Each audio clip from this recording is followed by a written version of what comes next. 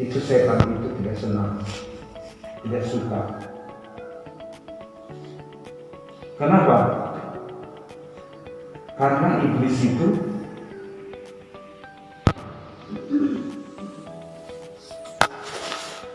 tidak suka manusia itu diselamatkan.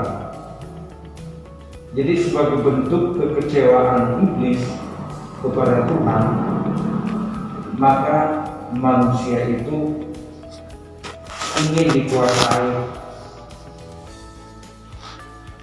menjadi pengikutnya. Tapi Tuhan itu begitu peduli kepada manusia. Tuhan itu mengasihi manusia. Bukti kasihnya Tuhan itu tidak ingin manusia itu di bawah kuasa si jahat iblis, lalu dihukum atau ditampakkan ke dalam neraka. Dan Tuhan tahu bahwa manusia sudah diganggu oleh setan, sudah digoda oleh setan, ditipu oleh setan. Dimulai dari Adam dan Hawa. Disitulah awal kerjanya iblis untuk merusak pekerjaan Tuhan. Nah, maka Bapa di surga mengutus putranya yang tunggal, Yesus Kristus, ke dalam dunia. Ketika Yesus datang ke dalam dunia, itu tidak mulus jalannya, tidak mulus. Coba waktu Yesus baru lahir saja, nyawanya kan sudah terancam kan oleh Herodes, sudah terancam. Yesus baru lahir saja. Jadi ingin menggagalkan rencana Bapa di surga. Jadi Yesus saja yang adalah putra Bapa di surga yang tunggal, ketika dia datang ke dalam dunia, setan sudah tidak senang. Dia merasa wah, terancam iblis itu. Tapi Yesus yang namanya orang benar, orang yang tulus, ya, tidak akan dibiarkan asal kita tetap setia kepada Tuhan. Nah, lalu datanglah Tuhan Yesus ke dalam dunia memberitakan jalan keselamatan. Ya, mulailah orang percaya kepada Yesus. Percaya. Nah, orang-orang yang percaya ini juga digoda oleh setan.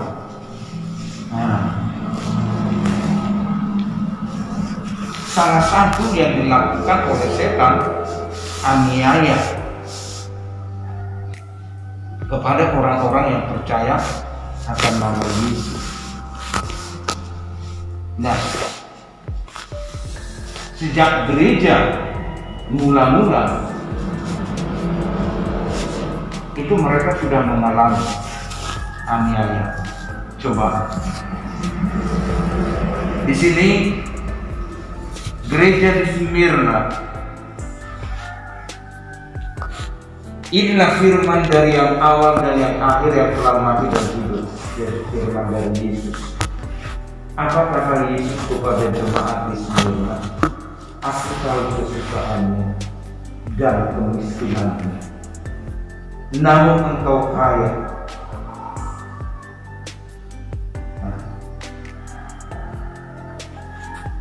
Jadi gereja mula-mula ketika mereka dianiaya berimbas kepada apa? Kepada kehidupan sehari-hari. Mereka ada yang dikucilkan, putus hubungan dari keluarga, dari pekerjaan.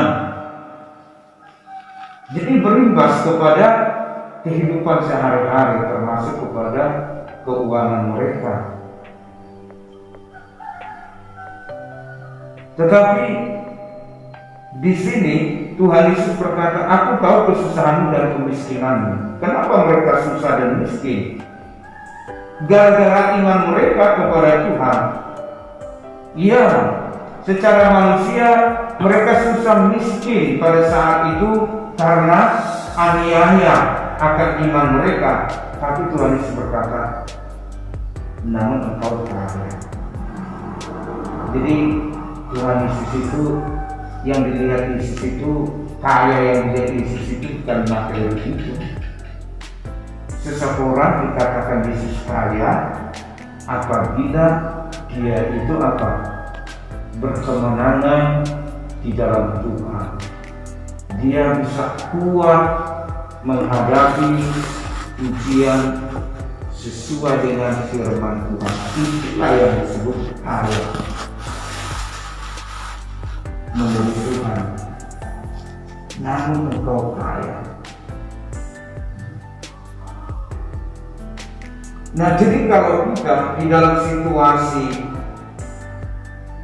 sulit, susah, atau mengalami pergumulan yang berat, namun kita tetap berpegang pada firman, kita tetap percaya pada Tuhan, kita tetap setia, kita tetap mengandalkan Tuhan, dan kita berkemenangan. Artinya kita berhasil menjalani semua masalah itu sesuai dengan kehendak Tuhan, sesuai dengan firman Tuhan. Itulah yang disebut anak-anak Tuhan yang kaya. Dia kaya rohani. Kaya rohani. Dan nanti kalau dia terus bertahan, tidak selamanya dia berada di dalam masalah itu, di dalam pencobaan itu, di dalam ujian itu. Dia tidak akan terus berada di situ. Karena apa? Dia sudah melewati proses. Maka Tuhan nanti akan apa? Mengizinkan kita masuk ke tanah Kanaan. Tanah Kanaan itu apa? Tanah perjanjian, tanah berkat yang disediakan oleh Tuhan. Disitulah nanti pada akhirnya Tuhan melimpahkan segala-galanya. Nah, maka itu kerohanian kita harus selalu berkemenangan, harus selalu meningkat. Sebab dengan kekuatan itulah kita bisa menghadapi segala masalah-masalah, pergumulan-pergumulan yang ada di dalam dunia. Iya, Bapak Ibu jangan pikir saya disembuhkan Tuhan dari ini. Tapi saya masihnya Tuhan tolong saya. Lalu misalnya gala-galanya, termasuk iman itu yang menyembuhkan kita. Iman kita lah kepada Tuhan, firman-Nya yang menyembuhkan kita, yang menolong kita. Kalau kita sibuk, artinya sibuk di dalam Tuhan, di dalam persekutuan kita dengan Tuhan, itu segala pergumulan yang lain, segala sakit penyakit, kita akan lupa sendiri. Dan akhirnya apa? Iman kita itu akan mempengaruhi semua masalah kita, semua pergumulan kita, dan kita bisa kuat, bisa bertahan, dan bisa mengucap syukur, dan rasa takut itu tidak akan ada Artinya itu akan nyindir dari kehidupan kita. Nah, maka Tuhan Yesus berkata kepada jemaat di Smyrna, jangan takut terhadap apa yang harus engkau derita. Jangan takut, kata Tuhan Yesus. Ini perkataan Tuhan Yesus luar biasa, menghibur anak-anak Tuhan di Smyrna. Jangan takut terhadap apa yang harus engkau derita. Nah, apa yang sedang kita alami? Penderitaan apa yang sedang kita alami saat ini? Masalah apa? Tuhan Yesus berkata, jangan takut terhadap itu semua. Sesungguhnya iblis akan melemparkan beberapa orang dari antaramu ke dalam penjara supaya kamu dicobai dan kamu akan beroleh kesusahan selama 10 hari. Ini pekerjaan iblis ya. Jadi iblis itu sampai saat ini dia masih bekerja untuk apa? Melangsungkan aksinya kepada anak-anak Tuhan. Banyak cara iblis, tapi tidak apa-apa. Yang penting kita kuat dalam Tuhan. Itu kuncinya. Nah, lalu Tuhan Yesus berkata, hendaklah engkau setia sampai mati. Ada orang setia, tidak sampai mati dia setia. Berhenti di tengah jalan. Sayang kan? Sayang.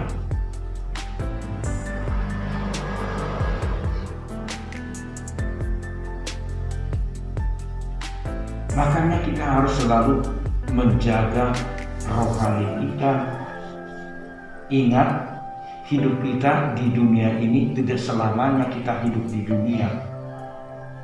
Umur kita ini semakin berkurang loh.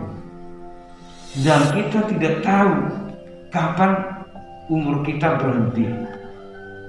Tapi kalau kita sudah betul-betul berakar di dalam Tuhan, bertumbuh, berbuah, kapanpun Tuhan memanggil kita dari dunia ini, kita tidak akan takut.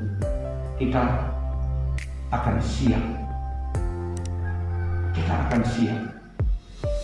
Maka itu Tuhan Yesus berkata kepada kita kali ini, hendaklah engkau setia sampai mati, dan aku akan mengaruniakan kepadamu mahkota kehidupan.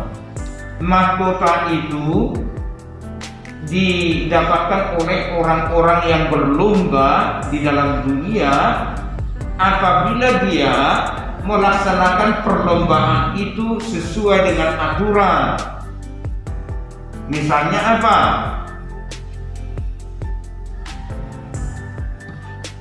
Pemain bola,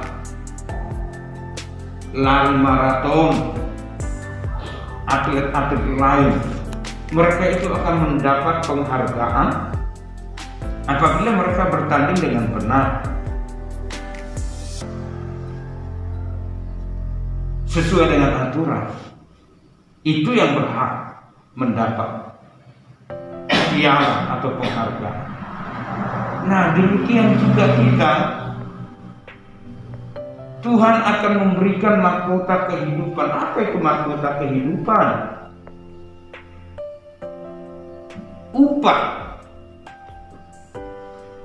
Upah atas kehidupan kita. Karena waktu kita bertanding di dunia ini, kita bertanding dengan benar sesuai dengan firman Tuhan. Itulah yang layak menerima hadiah hidup yang kekal di surga. Tapi siapa yang tidak bertanding dengan benar di dalam dunia alias kalah, nah inilah yang mengalami kerugian, penderitaan. Maka itu kita harus mempersiapkan diri kita kita ini atlet-atlet kata firman Tuhan yang bertanding. Dan kita ini sedang berada di padang gurunnya Tuhan. Diproses oleh Tuhan di dunia ini. Dunia inilah padang gurunnya kita. Jadi untuk kita bisa masuk ke tanah Kanaan, itu kan sasaran Tuhan, tanah Kanaan. Harus siap diproses di padang gurun. Kalau kita tidak siap, kita tidak layak masuk tanah Kanaan. Disinilah diperlukan kedewasaan rohani. Jadi kalau kita mengalami sesuatu masalah, pergumulan, hal yang tidak enak, kita tidak boleh kecewa, kita tidak boleh putus asa, kita tidak boleh berpikir negatif, harus selalu positif.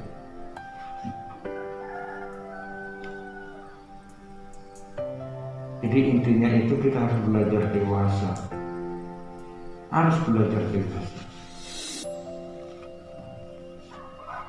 Ada satu tokoh gereja yang sangat dekat dengan Tuhan, sangat cinta kepada Tuhan. Justru meminta kepada Tuhan apa? Meminta kepada manusia masalah itu untuk apa? Disingkirkan oleh Tuhan. Tapi ini si anak Tuhan ini justru dia meminta masalah kepada Tuhan. Nah, aneh kan? Tidak sayangkah Tuhan kepadaku? Kenapa tidak ada masalah? Malah dia meminta masalah supaya apa? Supaya dia terus melatih imannya menghadapi. Itulah orang yang dewasa. Jadi orang yang dewasa itu melihat ujian, persoalan, tantangan, kesulitan dan lain sebagainya, justru bagi dia kesempatan dia untuk membuktikan imannya, menghadapi sesuai dengan firman Tuhan. Begitu. Saya paling tidak suka di Facebook itu kan sekarang kan banyak anak-anak tuh jangan mengandalkan manusia. Itu sudah menyimpang. Tuhan tidak pernah mengajarkan demikian.